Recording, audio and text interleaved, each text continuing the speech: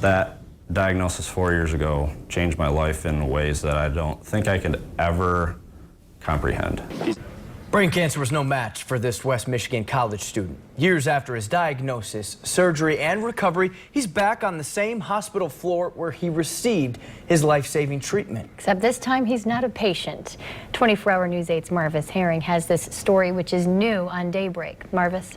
Well, Thomas Sikkema was a 17-year-old Hudsonville High School student when he made his first trip to the 9th floor of Helen DeVos Children's Hospital. Kids as young as a month old go there for treatment for serious blood and cancer-related diagnoses. But now Thomas is a nurse tech on that same floor. But more importantly, Thomas is a friend.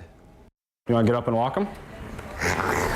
4-year-old Becca Skreisky can't sit still when she sees her nurse technician, Thomas, walk into her hospital room. She saw him come in this morning. She goes, "Oh, I really like that guy." And you can tell, though she may not admit it to everyone. Oh, you're going to be shy now? You're going to be shy?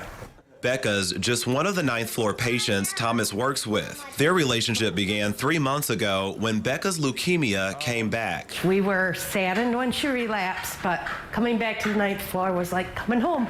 The laughs, the smiles. Thomas Sikkema knows the important role that hospital staff plays for Helen DeVos patients. A lot of our kids, most of our kids, go through some pretty hard times. At age 17, he became one himself. I was playing left field and actually saw 2 baseballs coming at me.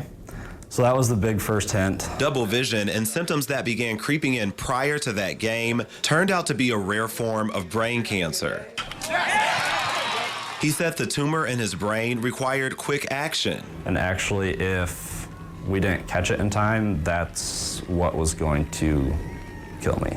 He'd take more than 9 months of trips to the 9th floor, staying for days at a time, but the treatment worked. One of the most memorable medicines, the daily dose of compassion from his now coworkers. It drew the Grand Valley State University nursing student back. So this is my home now. It really is. You have people throughout your life tell you, oh, you need to love your job. You're going to be there the rest of your life. And this is as good as it gets.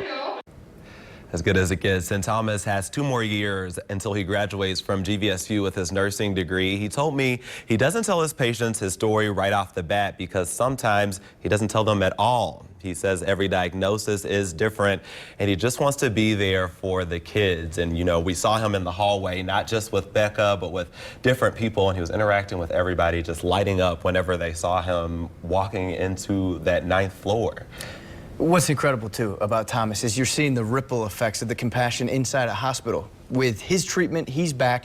Now maybe Becca, years from now, will be back in the same hospital giving back. He even mentioned, you know, people visiting and people always, you know, kind of sharing their stories, and each one obviously different. But even like we mentioned earlier, he's making that connection with Becca's siblings who are not in the hospital. She has quite a few, doesn't she? Definitely. She is the youngest of 5. Oh, and so it's just amazing to see, and her mom was able to pick up her spirits as well with seeing her daughter interacting with that nurse tech, going above and beyond. Thanks for sharing that with us, Marvis. No problem.